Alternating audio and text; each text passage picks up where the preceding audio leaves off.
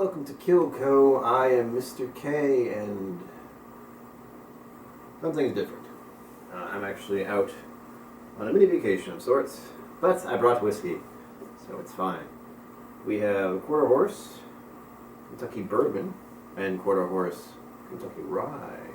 Time to compare, I say. I won't waste any time because I don't know how long my camera is going to last. Alright, on the right, in the Andalusia glass, which I decided to use, and it was clean, is going to be the bourbon. It's going to be the bourbon. La, la, la. If you're wondering where I am the beautiful Newport, Rhode Island. It is winter, so it's not exactly pretty, but there's plenty to do, at least. Rye is on my left and your right, and the whiskey vault, Glencairn. Now time to nose. Ooh, butterscotch all the way. Hello. The same, but this one's spicier. Let me not confuse myself. Bourbon.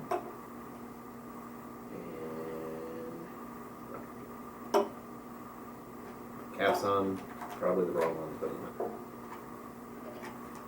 I'm going to start with the bourbon because I think they're both the same proof, 40 and 40, right? Oh no, this one's 45. Ooh, okay, good to know. Really, I'm just getting like the butterscotch or the Werther's candy, so like a hard butterscotch candy. It smells glorious, actually. No.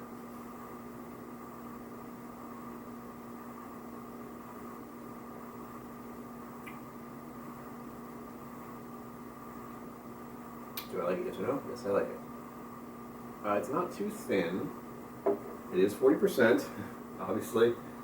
And a little pepperiness, little spices. Not too bad, actually.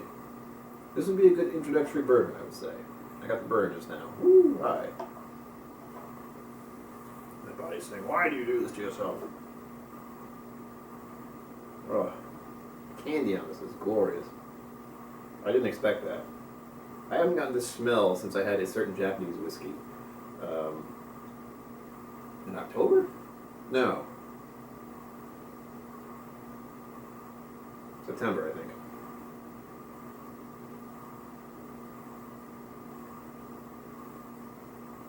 A little burny at the start. It goes down quick without too much happening. That's one thing I don't like. I can't get a lot from it. Other than your typical, brown sugar bourbon-y kind of stuff. Which I'm used to. But I'm too used to it. So the best thing I say is, it's a wonderful bourbon.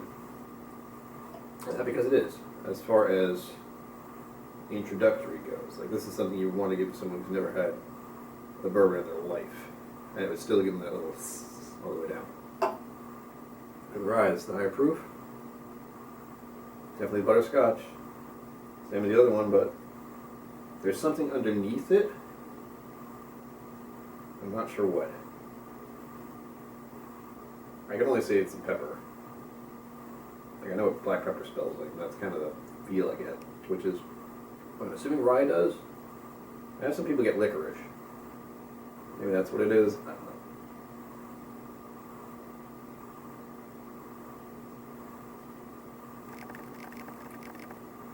Yes. Okay. No big butterscotch, but that kick that I like from rye is, I don't know what it is exactly. It's just, it is that peppery thing where all of a sudden it's like, oh. I think it's similar to if you do, the same kind of experience happens when you have a peated whiskey of some sort. It just kind of lifts things somehow.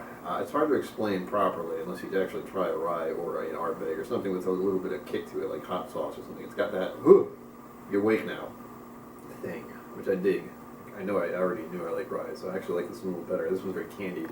This one has a little rye pepper kick I like.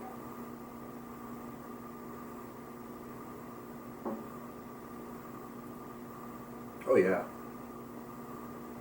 pepper, spices. I don't want to call it thin, but it's quick.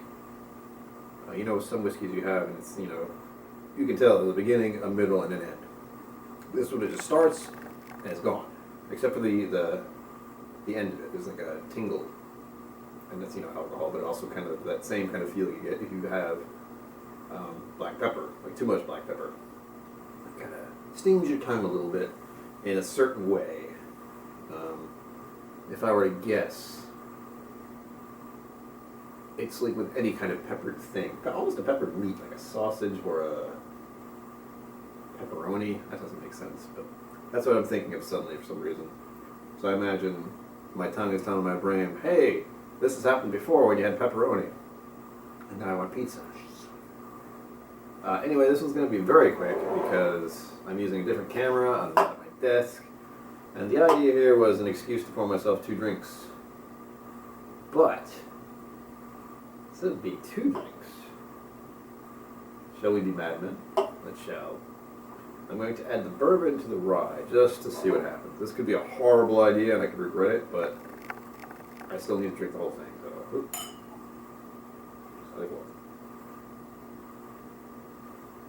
This is called blending. Ha ha ha.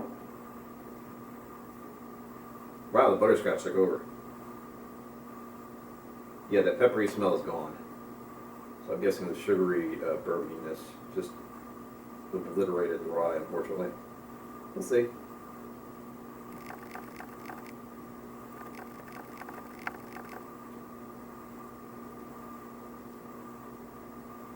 Ooh, okay, it dampened it, like a lot. I can't tell it's a rye, but there's rye in there. I'm getting a tingle now, as I usually do. I guess it's a Kentucky hug, is the common phrase. A little bit of pepper still there at the end, but oddly enough, it got kind of thinner, which is weird. I mean, they're both kind of, I didn't want to call them thin, but they didn't really coat, they didn't really give that kind of arc that I like with whiskey. It was kind of whoop, taste and gone, and then the finish is the thing that lasted longest. That's bizarre. And it's definitely the Werther's butterscotch note.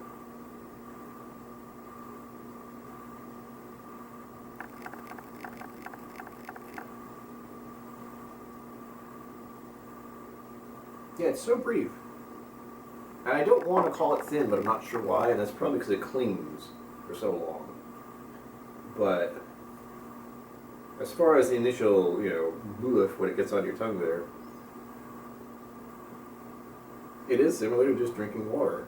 And I like a different mouthfeel, we'll say, with my whiskey. Usually something that latches on and coats your tongue instantly, which is why I think I like higher proofs. So that might be one of those things that the lower proofs don't have, and mixing them together made it just, you know, I didn't flatten it out completely, but it covered the rye up too much, unfortunately. It's still good. It's still perfectly good. And I'm looking forward to having this. I don't want to add ice to this, of course, because it was already pretty thinned out to begin with. But I will be enjoying the night here. Hopefully next time I will be back home, safe and sound, with more wonderful whiskey. Until then, salam alaikum.